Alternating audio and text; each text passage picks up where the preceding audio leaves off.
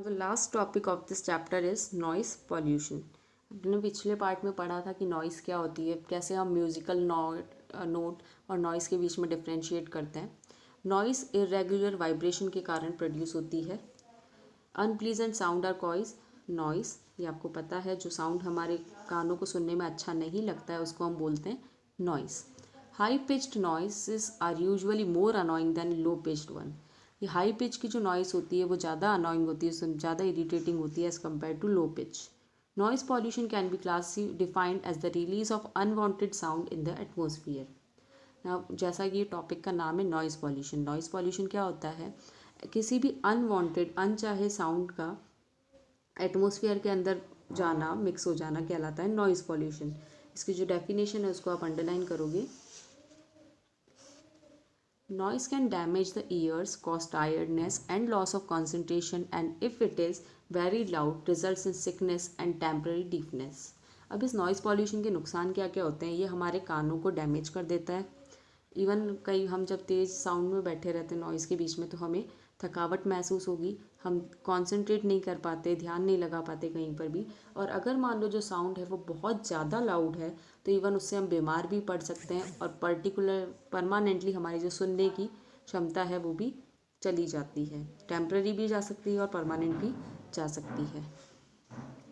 और एकदम से अगर लाउडनेस सडनली बहुत ज़्यादा इंक्रीज़ हो जाए तो उससे जो डैमेज होगा वो भी बहुत ज़्यादा होगा।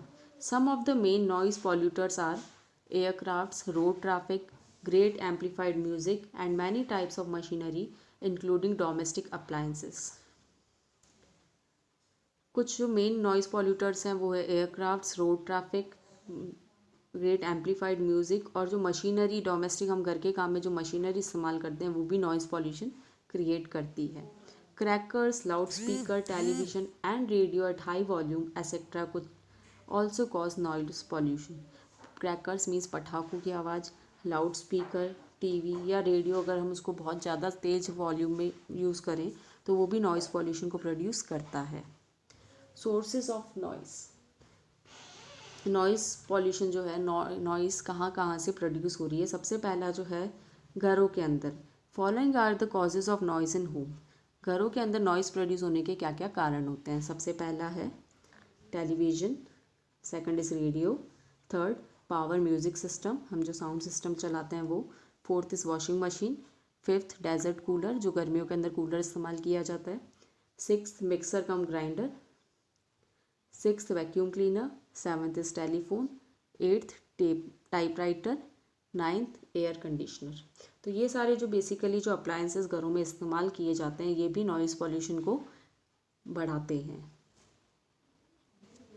घरों में नॉइज़ प्रोड्यूस करने के अलावा नॉइज़ ड्यू टू ट्रांसपोर्टेशन, जो व्हीकल्स हैं हमारे वो भी नॉइज़ प्रोड्यूस करते हैं। इनमें जो नॉइज़ प्रोड्यूस करते हैं वो है railway, trains, all kind of petrol and diesel, petrol और डीजल से चलने वाली सारी गाड़ियाँ, एरोप्लेन, और प्रेशर हॉर्न्स जो ऑटोमोबाइल्स, जो गाड़ियों के अंदर जो प्रेशर हॉर्न इस्तेमाल किया जाता है वो भी नॉइज़ पॉल्यूशन को प्रोड्यूस करता है। नॉइज़ इन सराउंडिंग, कुछ सराउंडिंग में हमारे जो नॉइज़ प्रोड्यूस होती है जैसे कि लाउड स्पीकर, जो शायद मैरिज और रिलीजियस प्लेसेस पर जो लाउड स्पीकर यूज़ किए जाते हैं, exploding crackers on various function, कई सारे फंक्शन पर जो पटाखे चलाए जाते हैं, स्ट्रीट के अंदर जो हॉकर्स, जो सामान बेचने वाले घूमते हैं वो जब तेज़ तेज़ से चिल्ला कर आवाज़ लगाते हैं तो उससे भी नॉइज़ पॉल्यूशन होता है। Publicity announcement made by trading companies, कई सारी जो कंपनीज़ होती है वो अपने प्रोडक्ट को बेचने के लिए, पब्लिसिटी करने के लिए अनाउंसमेंट करती है बहुत ही लाउड वॉल्यूम में, वो भी पॉल्यूशन क्रिएट करता है। Noise produce in the construction of house, घरों का काम जब किया जाता है तो कई सारी मशीनें इस्तेमाल करी जाती है उसके कंस्ट्रक्शन में, वो आवाज़ जो है उन मशीन्स की वो भी नॉइज़ प्रोड्यूस करती है। Next is noise in factories. Factories के अंदर चाहे वो छोटी हो या बड़ी हो उसके अंदर कई सारी मशीनें इस्तेमाल की जाती है, वो भी नॉइज़ पॉल्यूशन में कंट्रीब्यूट करती है। Next topic is harmful effects of noise pollution. Noise pollution के क्या क्या नुकसान होते हैं? First, noise in the surrounding interferes with speech and talk with other person. जब हम आपस में एक दूसरे से बात करते हैं तो नॉइज़, हमारे आसपास में जो नॉइज़ प्रोड्यूस हो रही है वो हमारी बातचीत में भी इंटरफियर करती है, बाधा डालती है। A long exposure to noise pollution may result in the loss of hearing to deafness. अगर हम ज़्यादा लंबे टाइम तक ऐसे नॉइज़ पॉल्यूशन के बीच में रहते हैं तो हमारी जो सुनने की कैपेसिटी है वो अच्छी नहीं रहती, हमारी सुनने की क्षमता कम हो जाती है, इवन बहरे भी हो सकते हैं। Noise pollution reduce concentration and result in the loss of work efficiency. Noise pollution जब भी होता है तो इससे हमारी जो ध्यान लगाने की जो क्षमता है, कॉन्सेंट्रेट करने की जो क्षमता है वो भी कम हो जाती है और हमारा जो काम है वो उतना अच्छे से नहीं हो पाता है। Noise causes anger, tension and interferes with the sleep pattern of the individual. Noise के कारण गुस्सा, टेंशन, इवन हमारा जो सोने का पैटर्न है वो भी डिस्टर्ब हो जाता है। Noise produces headache, irritability and nervous tension. Noise के कारण हमें सर दर्द हो सकता है, इरिटेशन हो सकता है और हमारा जो नर्वस सिस्टम है वो भी अच्छे से काम नहीं करेगा।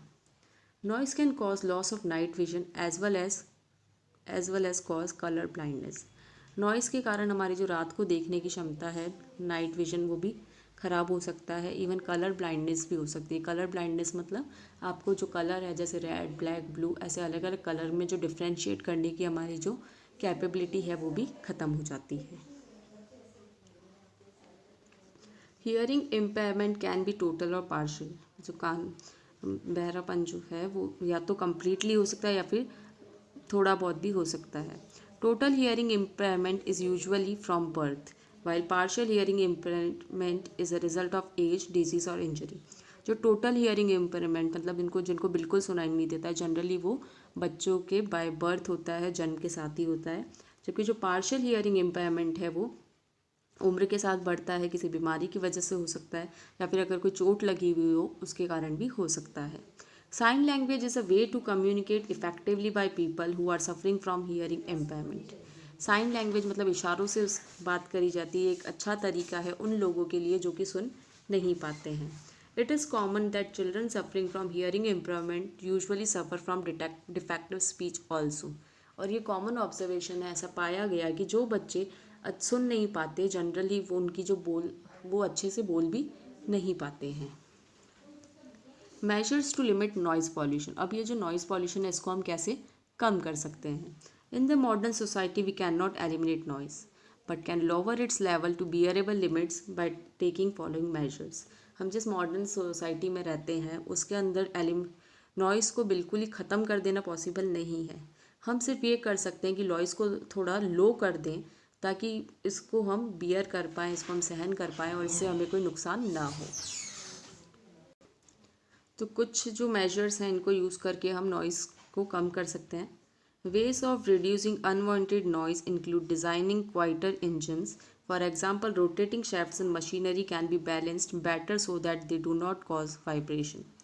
हम जैसे जो भी मशीन इंजन्स हैं उसके अंदर इस तरह से उसको डिज़ाइन करें कि वो ज़्यादा आवाज़ नहीं करे। जैसे कि मशीनरी के अंदर जो रोटेटिंग शैफ्ट होते हैं, जो पंखे से स्ट्रक्चर होते हैं, जो चलते हैं, गोल गोल घूमते हैं, उसको इस तरह से डिज़ाइन किया जाए कि उसके अंदर ज़्यादा वाइब्रेशन ना हो।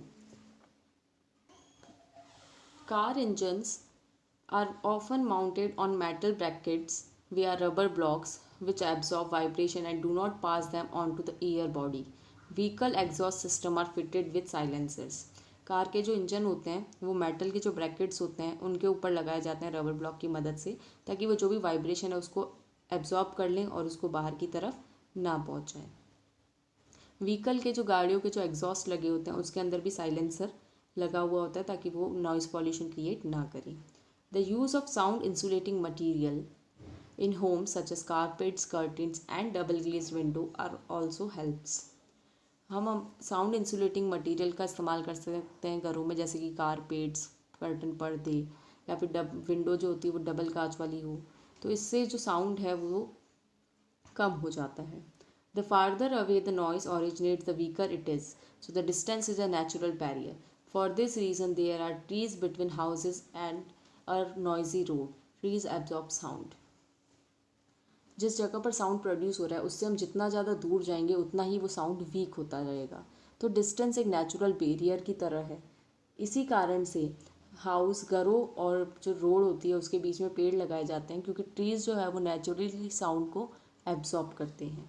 Factory should be located away from residential areas. जिन एरिया में लोग रहते हैं फैक्ट्री उनसे दूर लगानी चाहिए। Minimise the use of loud speaker. Loud speaker का इस्तेमाल कम से कम करना चाहिए। Keep the volume of radio and television low. Radio और टेलीविज़न की जो आवाज़ होती है उसको हमें ज़्यादा तेज़ नहीं सुनना चाहिए, उनको कम वॉल्यूम पर सुनना चाहिए। ये अब आप इस चैप्टर को 2 से 3 बार रीड करोगे। It's very important chapter. Higher classes में भी इसके बारे में आपको पढ़ना पड़ेगा फिर से। So read this chapter twice and thrice. After doing that do the exercise. तो सबसे पहला क्वेश्चन है multiple choice question. Choose the correct option. Frequency is expressed in, frequency को हर्ट्ज में एक्सप्रेस किया जाता है।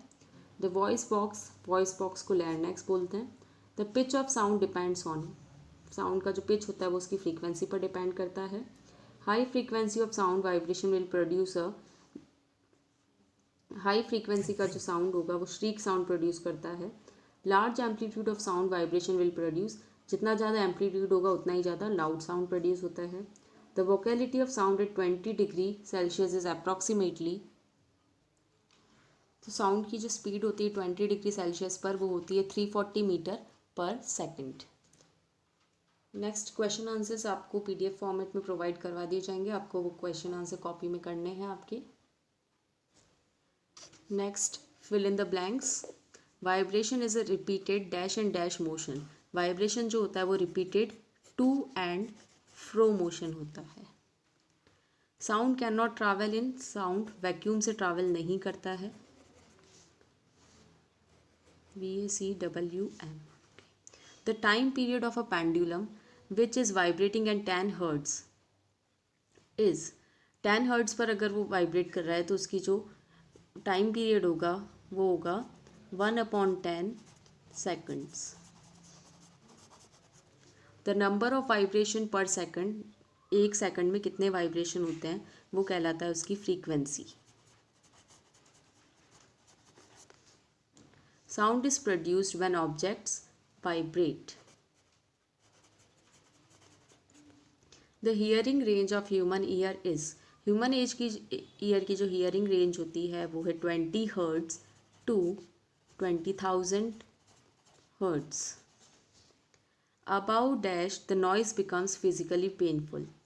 80 डेसिबल से ऊपर की जो नॉइस होती है वो फिजिकली पेनफुल होती है ह्यूमन ईयर्स के लिए। Next question is true and false. Sound can travel in solid, liquid and gases. ये ट्रू है, साउंड तीनों ही मीडियम से ट्रैवल करता है। The pitch of sound depends upon the frequency of the waves. This is also true. Sound can travel in vacuum, sound vacuum से travel नहीं करता है, तो ये फॉल्स है। The number of oscillation per second is called amplitude. Number of oscillation per second amplitude नहीं कहलाता है, तो ये भी फॉल्स है। The sound is cause due to propagation of vibration. Vibration जो है वो आगे से आगे मूव करते हैं, इसलिए साउंड प्रोड्यूस होता है।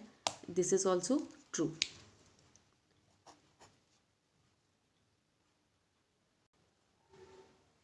Next question, match the following. Low amplitude, low amplitude, low shrillness. Music is a pleasant sound, noise is unpleasant sound, hertz is unit of frequency. Okay, एक तारा एक स्ट्रेच्ड स्ट्रिंग वाला instrument होता है। Ear drum एक thin membrane है। ढोलक में stretched membrane होती है, जबकि फ्लूट के अंदर एयर कॉलम होता है। Okay, next is who am I. I am the upper end of the wind pipe, below the hard part of the throat, it is larynx. I am unwanted sound in the atmosphere. Atmosphere के अंदर जो unwanted sound होता है वो कहलाता है noise. Okay, just do this in your book and question answer in your notebook. Thank you.